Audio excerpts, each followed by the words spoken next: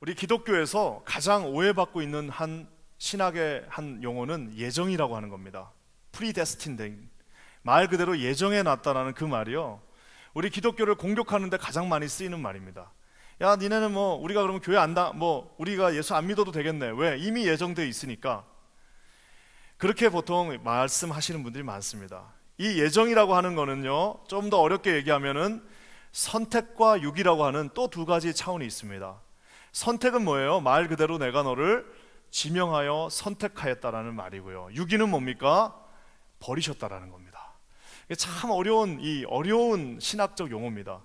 그래서 선택한 사람들, 창세전에 그리스도께서 우리를 선택했다는 그 에베소서의 말씀처럼 저와 여러분이 여기 앉아있는 이유는 우리가 우리 행위를 잘해서가 아니라 창세전에 이미 태어나기도 전에 하나님이 저와 여러분을 선택하셨기 때문입니다. 그렇지만 좀 어려운 본문, 요즘 교회에서는 잘 안 가르칩니다. 육이라고 하는 것도 있어요. 그건 뭐냐? 하나님이 버리셨다라는 거예요. 그래서 우리가 바로를 평가할 때 뭐라고 얘기하죠? 바로를 하나님께서 그 마음대로 버려두사, 자기 욕망대로 버려두사, 로마서의 말씀처럼 네 욕망대로, 네 마음대로 하라라고 버려놓는 사람들도 있습니다. 그래서 하나님께서 여러분 진짜 사랑하시는 자녀에게는 어떻게 해요? 건드리시기도 하고 만지시기도 하고, 심지어 안 될 때는 지난주 사울처럼 채찍으로 치시기도 하신다는 소리입니다.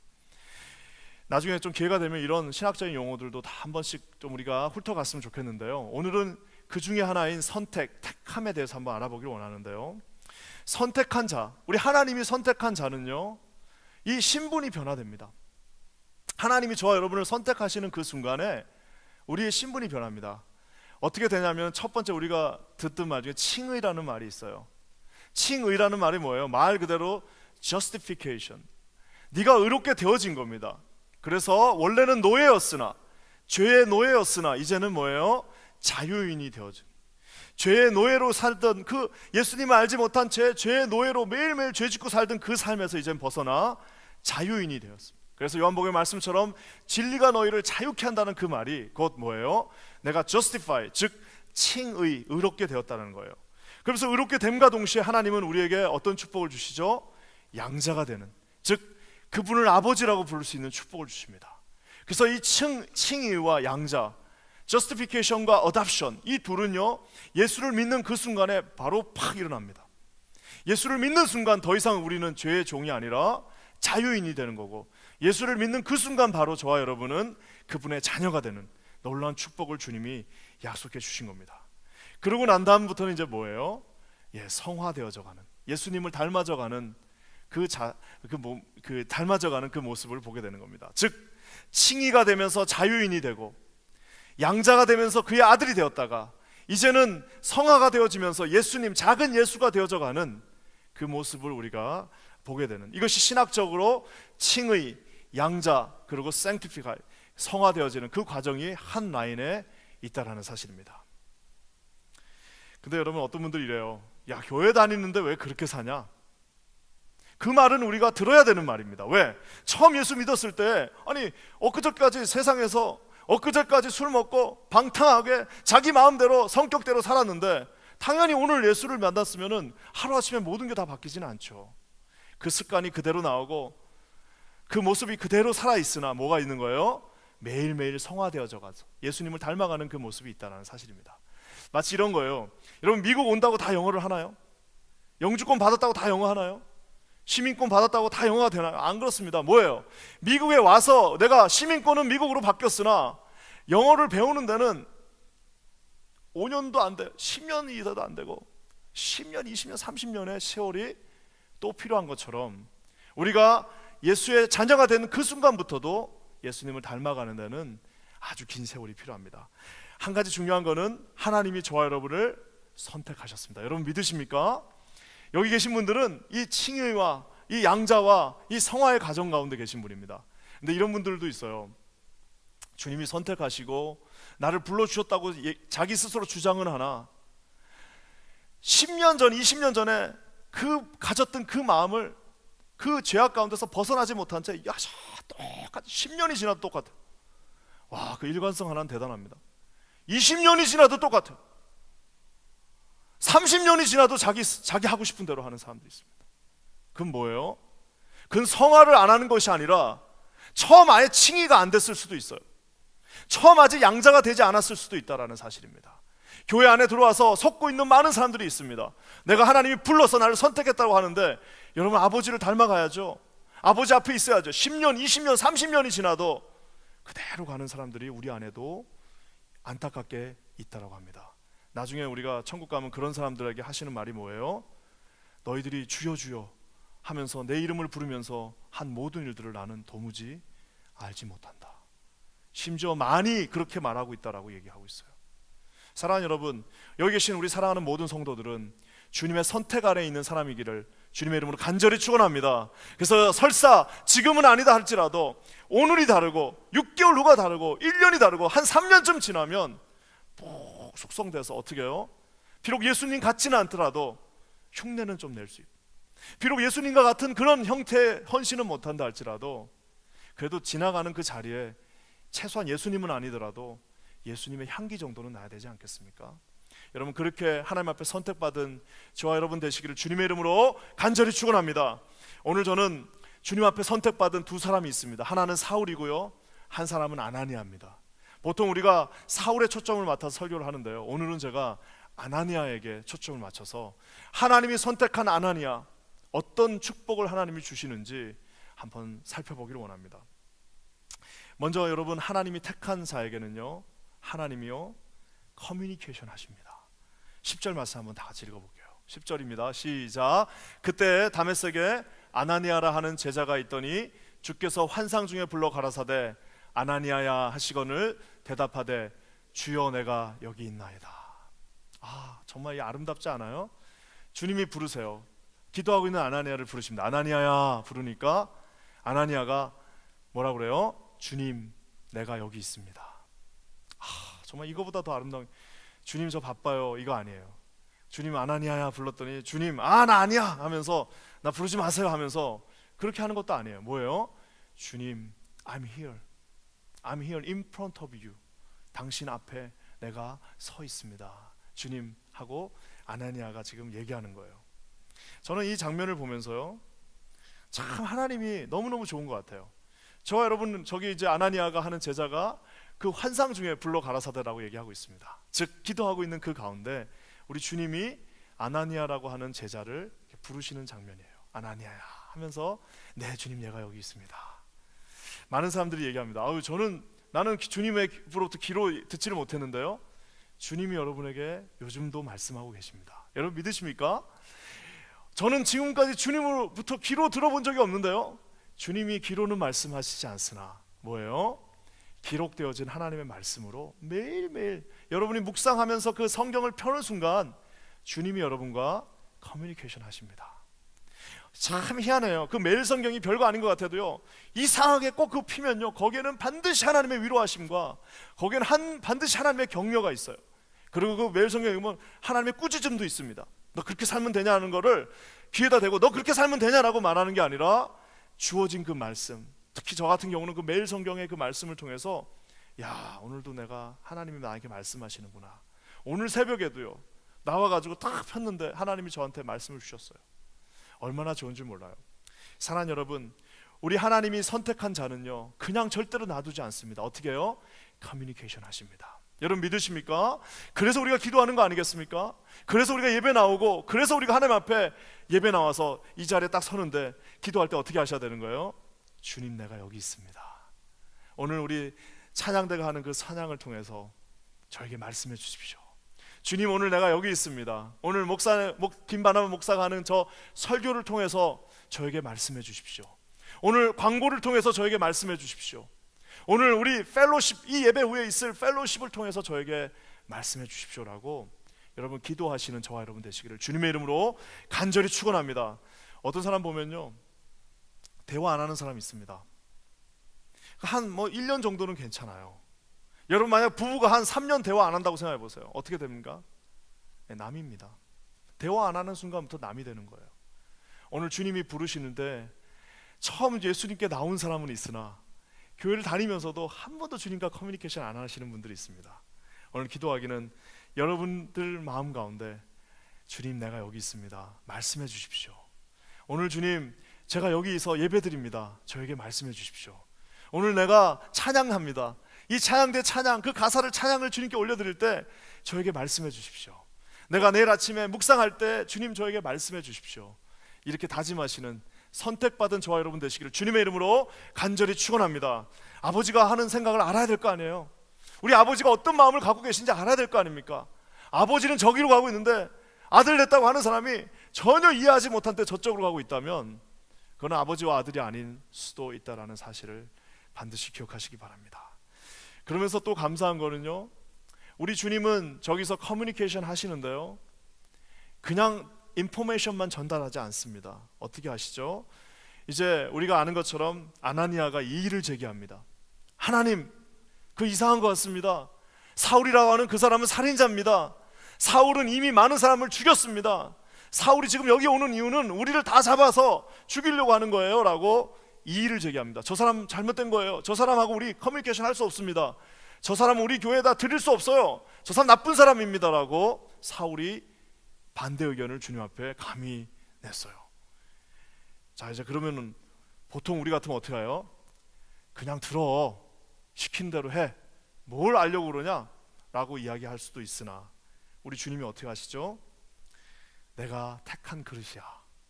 그에게 내가 받아야 될 그 많은 해를 내가 다 이미 보여주고 있어. 너는 가서 그에게 말하라라고 아주 친절하게 우리 주님께서요 설명해 주십니다. 심지어 우리가 지난주에 살펴본 것처럼 사울에게도 설명하시잖아요. 사울아, 사울아 불렀어요.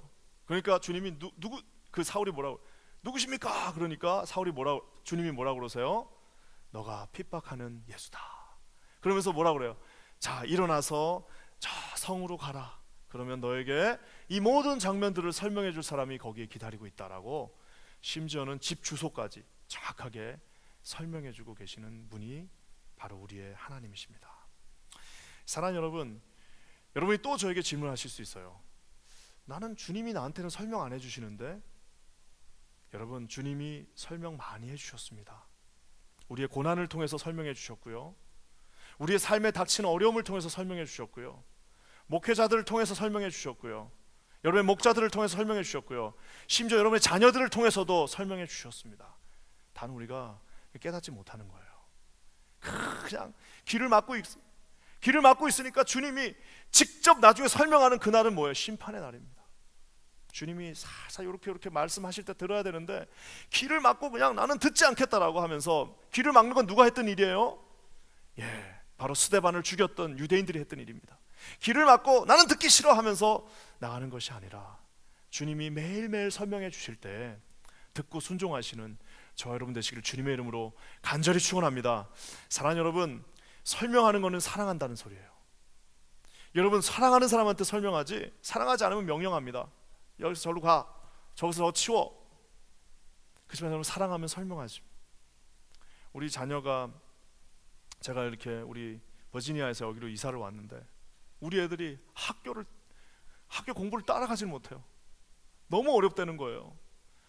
그래서 막 이제 처음에 왔을 때 막 너무 힘들다고 막 하면서, 그리고 또 버지니아에 있던 교회, 그 교회 또 너무 생각난대요. 여기 주일학교 선생님들 계셔서 제가 그 얘기하기도 막, 하여튼 막 그쪽 교회가 생각나는 거. 처음 왔으니까 당연히 그렇죠. 거기 있는 학교도 생각난다 그러고 막 그 학교에다 편지도 쓰고 그럽니다. 그래서 제가 어떻게 이걸 해줘야 될까? 그 학교를 가기 싫다는 거예요. 결정적으로 학교 가기 싫다고 막 울고 그럽니다. 그때 제가 어떻게 할 수 있어요?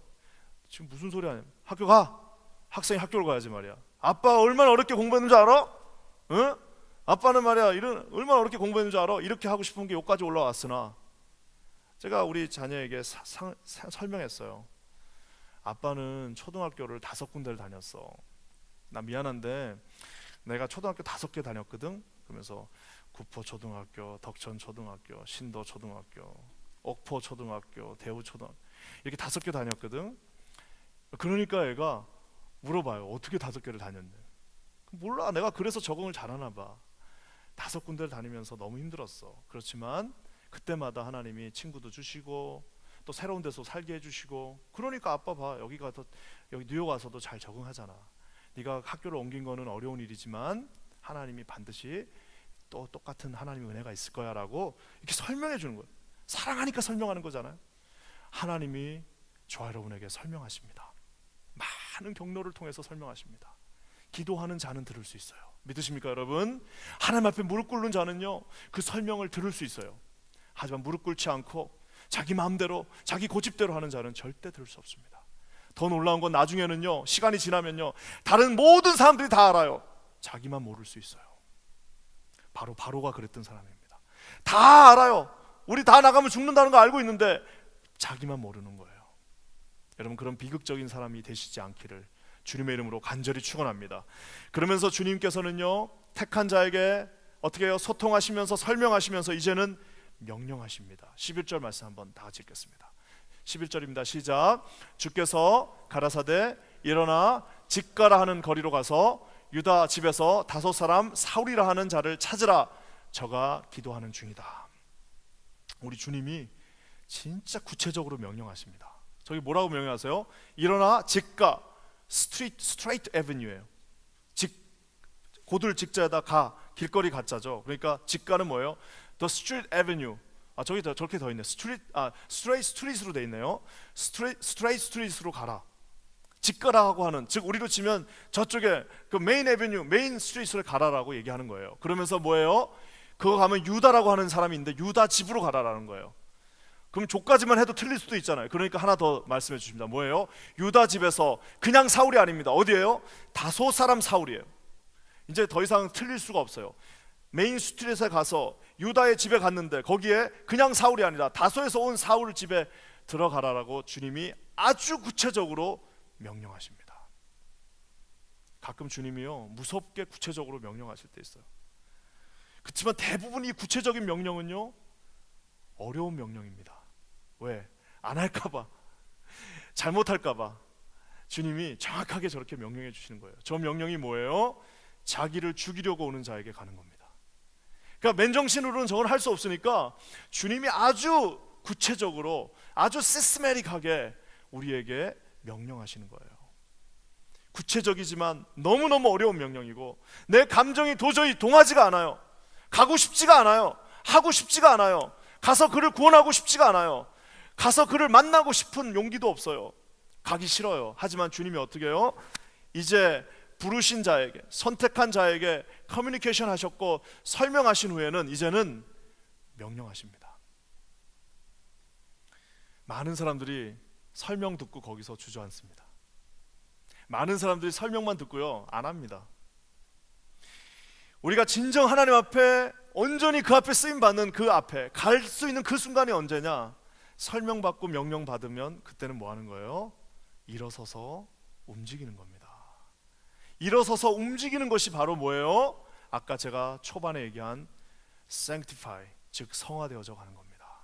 많은 사람들이 듣고 다 알고 있어요. 다 알고 다 안다고 그래요. 다 알지만 하지 못해요. 왜? 일어서서 저 명령에 순종하지 않았기 때문입니다. 사랑하는 여러분, 군대가, 제가 늘 얘기해서 미안하지만 강력한 이유는 명령만 받지 않아요. 뭘 하죠? 명령받고 순종합니다. 오늘 아나니아가 이곳에서 일어나서 자기를 죽이려 하는 그 살인자에게로 가는 그 순간 그는 선택받은 자의 임무를 감당하게 됐다라는 사실입니다. 근데 중요한 거는 주님이 아무한테나 명령하지 않습니다. 여러분 한번 상상해 보세요. 밤에 한 12시쯤에, 한 새벽 한 12시쯤에 집에 이렇게 가고 있는데 갑자기 빵꾸가 펑 났어, 차에. 자, 그러면 제가 한번 물어볼게요. 전화 걸어가지고 나오라고 할 수 있는 사람이 있어요, 없어요? 그 밤 한 12시나 11시쯤에 다 자고 있는데 전화 걸어갖고, 야 김집사 좀 미안한데 나와줄래? 그렇게 할 수 있는 사람이 몇 명이나 있을 것 같습니까? 많지 않습니다.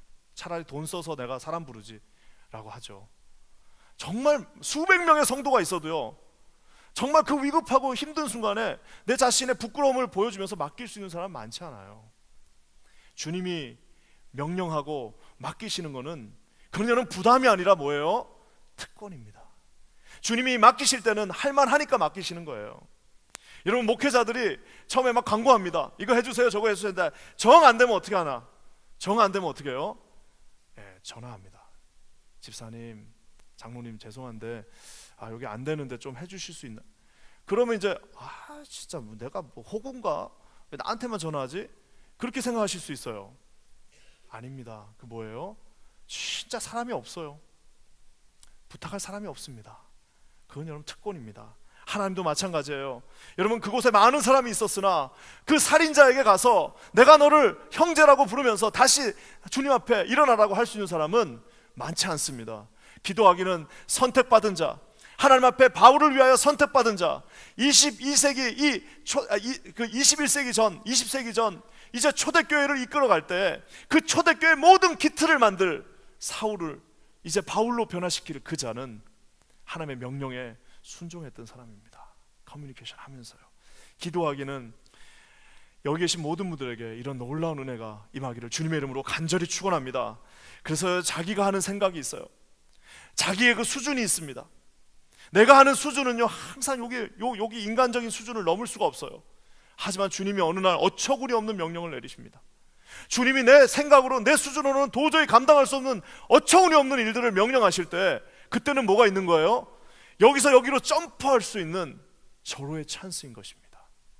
하나님께서 우리를 이제 여기서 일로 점프시키는 절호의 찬스인 겁니다. 그때 뭐 하는 거예요? 아멘!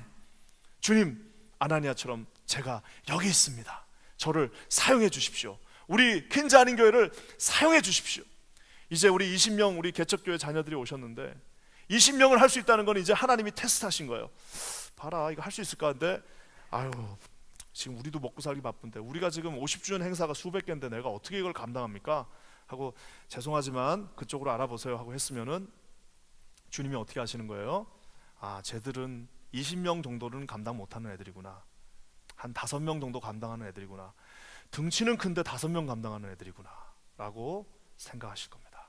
하지만 우리가 20명 딱 했는데 에이 모르겠다, 네 하겠어, 할까 말까 했는데 딱 와서 장로님들한테 얘기했더니 장로님들이 아유 그 정도는 우리 할 수 있어요. 그리고 광고했더니 여러분들이 또 이렇게 호응해 주셨어요. 그 말은 뭐예요? 다음에 아마 200명을 부탁하시지 않을까 하는 생각을 조심스럽게 한번 해봅니다. 왜요? 하나님 앞에 자신의 생각이 아니라 그분의 생각에 순종하는 자들은 많지 않습니다. 그러면서 더 중요한 거는 하나님이 선택하신 자에게 커뮤니케이션 하실 뿐만 아니라 하나님이 뭘 주세요? 하나님이 선택하고 커뮤니케이션 하시고 명령하셨고 거기에 순종한 자에게는요 반드시 능력을 주십니다. 그래서 여러분, 우리 예수님이 뭐라고 말씀하셨어요? 하나 있는 자를 뺏어서 5개 있는 달란트에게 준다는 그 말이 뭐예요? 계속 순종하는 자에게는 순종 안 한 자의 것을 뺏어서라도 내가 너에게 주겠다라는 그 말은 바로 뭐예요? 순종하는 자에게 하나님이 능력을 주신다는 말입니다. 17절에서 19절 조금 길지만 한번 읽어보겠습니다. 17절부터 한번 제가 읽겠습니다. 잘 여러분 보세요. 아나니아가 떠나 그 집에 들어가서 그에게 안수했다라고 나와 있습니다. 목사도 아닌데 안수하고 있습니다. 가로되 형제 사울아, 그의 입술은 떨어지지 않는 말이에요. 어떻게 살인자를 형제라고 말합니까? 하지만 성령께서 그에게 명령하셨기 때문에 그는 순종하면서 형제 사울아, 그러면서 뭐라고 그래요? 주 곧 너가 오늘 길에서 나타나시던 예수께서 나를 보내어 너로 다시 보게 하시고. 저 말 너무 아름답습니다. 너를 다시 보게 하시고. 왜요? 나를 보내어 너를 다시 보게 하셨다. 네가 지금 눈 뜨는 거는 하나님이 직접 하시는 것이긴 하지만 나를 보내서 너에게 눈을 뜨게 하신다는 거예요. 나를 보내서 너에게 그 눈을 뜨게 하실 뿐만 아니라 성령으로 충만하게, 나를 통해서 너가 성령으로 충만하게 되어진다라고 말하고 있습니다. 18절 말씀 볼까요? 즉시 사울의 눈에서 비늘 같은 것이 벗겨져 다시 보게 된지라. 일어나 심지어는 세례를 줬습니다. 그러면서 19절 말씀에 보면은 음식을 먹음에 다시 강건해지고 사울이 다메섹에 있는 제자들과 함께 유하는 놀라운 기적의 역사가 일어난다는 사실입니다. 저는 저 말씀을 보면서 하나님이 택한 자에게 순종하니까 정말 저 살인자도 다시 살려주는, 저 눈에 비늘이 쌓여갖고 눈을 볼 수 없는 저 자를 다시 살려주는 놀라운 역사를 주님이 이루신다는 것을 보게 되었습니다. 아까 17절 말씀처럼 저는 저 구절이 제일 마음에 들어요. 나를 보내어 너로 다시 보게 하시고, 나를 통해서 너를 다시 보게 하시고, 나를 보내서 누군가가 예수를 믿게 하시고, 나를 보내서 누군가가 참 그때 너무너무 경제적으로 어려웠는데 나를 보내서 누군가를 살리셨고, 나를 보내서 나 그때 너무너무 절망적이었는데 나를 통하여서 나에게 하나님이 말씀하게 하셨고, 너무너무 아름답지 않습니까? 어제 제가 토요일날 이렇게 설교 준비하고 있는데 식당에서 뭐가 쿵당쿵당거려. 또 우리 목사님들한테 연락이 와서 가보니까 우리 육교구 우리 형제 자매들이 와서 집사님들이 뭐 밥하면서 그러고 있더라고요. 젊은 분들이 일하고 있는 모습은 늘 아름답습니다. 다 보고 있는데 뭐예요? 육교구를 보내서 우리로 먹게 하시고, 얼마나 좋아요. 그렇잖아요.